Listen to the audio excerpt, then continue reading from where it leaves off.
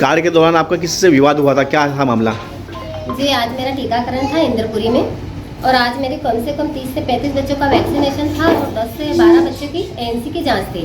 मैंने करीब 9:15 बजे अपना सेशन स्टार्ट कर दिया था। और यहाँ पे क्या होता है, आजकल हमारे इसमें यूवी नेप आ गया है।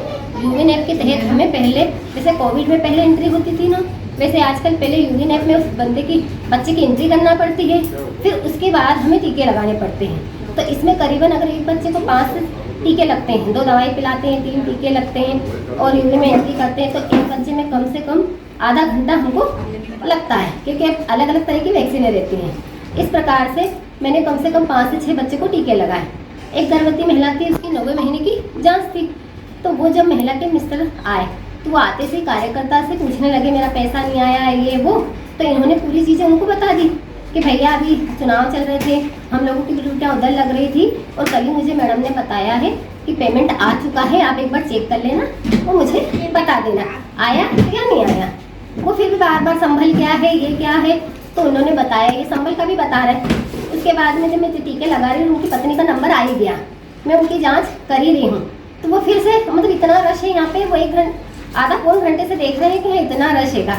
और छोटे छोटे 2 महीने के 2.5 महीने के बच्चे आए, कोई जुड़वा में बच्चे भी आए हैं, तो उनको टीके लग रहे हैं। आके फिर वो वही कहने लग गए कि इनको बार बार डिस्टर्ब कर रहे हैं, क्योंकि अगर हमारी एक गलती होती है तो बच्चे की जान पे आ जाती है और हमारा सबसे पहले प्राथमिकता होती है बच्चे का जीवन बचाना।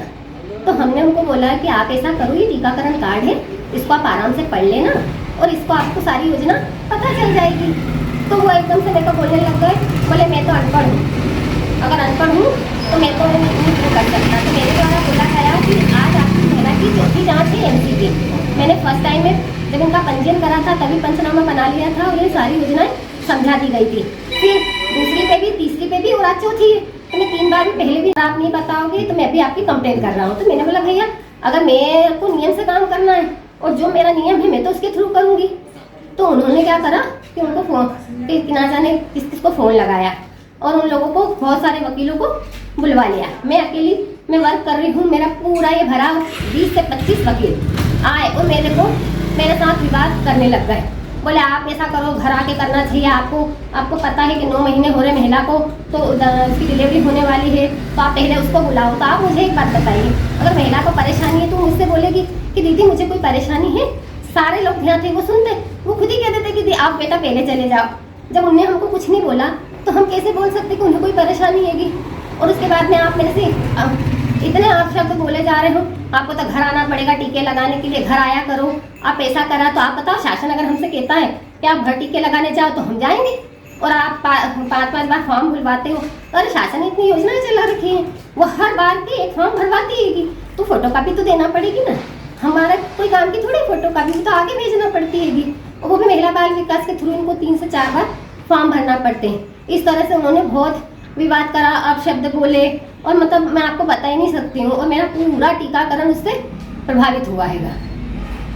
इस घटना से आपने आपके उच्च अधिकारियों को अवगत करवाया? हाँ, मैंने जैसे उन लोगों ने मेरे साथ बदतमीजी करना शुरू करी, बोले हम आपका वो करते हैं, हम पार्षद हैं, हम पार्षद हैंगे, हम ऐसा है।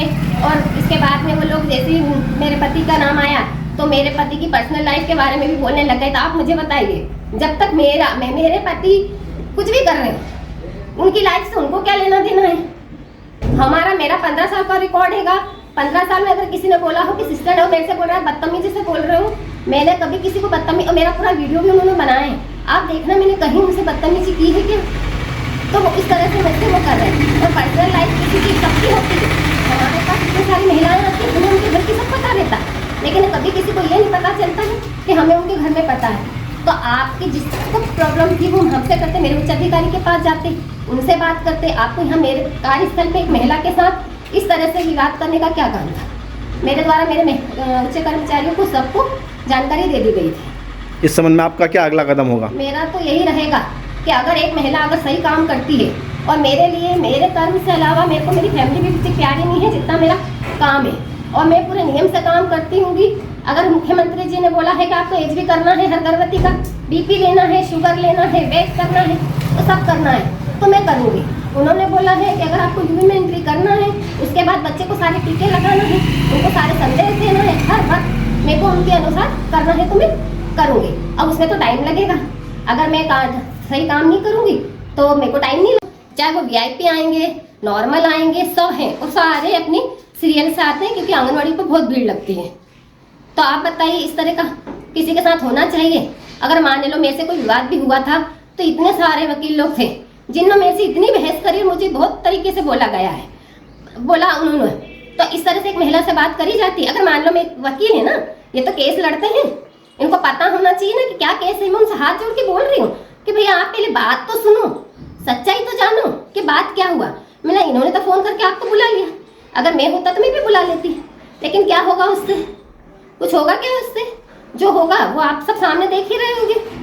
इस तरह से किसी के साथ नहीं करना चाहिए। और वकील लोगों को तो सबसे पहले ये सोचना चाहिए क्या सही क्या गलत। हमने बोला भैया रुकना पड़ता है, पुलिस वाले भी, मैंने आपके पास नहीं आते कि आप लोग भी तो घंटों घंटों को बिठा के रखते हैं। अरे हमारे पास तो पुलिस वाले भी आते हैं, हम तो शाम तक बिठा के रखते हैं, वो देखते हैं। मतलब ऐसे ऐसे वर्ड बोल रहे हैं वो सारे वकील मिलके कि जैसे कि अब मैं अब क्या बोलूँ आपको। क्या नाम है आपका और कहाँ पदस्थ है आप? मैं सिविल हॉस्पिटल नागदा में पदस्थ हूँ। मेरा नाम कविता कानूनगो है और ये लोग मुझे बहुत मेंटली प्रॉब्लम दी है इन्होंने। और जो गर्भवती बैठी थी वो भी इतनी परेशान थी इनकी, जिस वजह से वो भी मानसिक परेशानी में हुई है। और हमारा पूरा टीकाकरण प्रभावित हुआ है, लोगों को घंटे से 1.5 घंटे इंतजार करना पड़ा है। तो मेरा तो यही कहना है शासन से कि भैया अगर ऐसा कुछ होता है तो कोई एकदम से किसी के ऊपर हावी नहीं होता।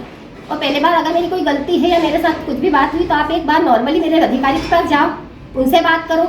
आप सारे के सारे ऑन ड्यूटी कोर्ट से उठ के फुल यूनिफॉर्म में मेरे पास मेरे कार्यस्थल पर जहां मैं जॉब कर रही हूं, मैं ड्यूटी दे रही हूं ऑन स्पॉट, वहां आके आप मुझसे लड़ाई झगड़े कर रहे हो।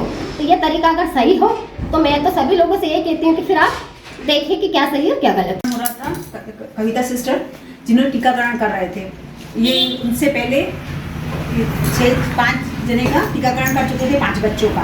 उसके बाद वो गर्भवती का नंबर आया, जो गर्भवती निशा प्रांजल, पति प्रांजल है, उनका टीकाकरण चल रहा था। इसी बीच उनके पति आए और कुछ योजना की जानकारी लेने लगे तो हमारी कार्यकर्ता से मेरे से जानकारी मांगी तो मैंने वो जानकारी उनको पूरी दे दी। संबल की मांगी उन्होंने, ई श्रमिक की मांगी, मैंने पूरी जानकारी दे दी। उसके बावजूद भी फिर दीदी के इधर आए, दीदी ने बोला कि पूरी जानकारी मिल गई, तो बोले मेरे को समझ में नहीं आ रहा।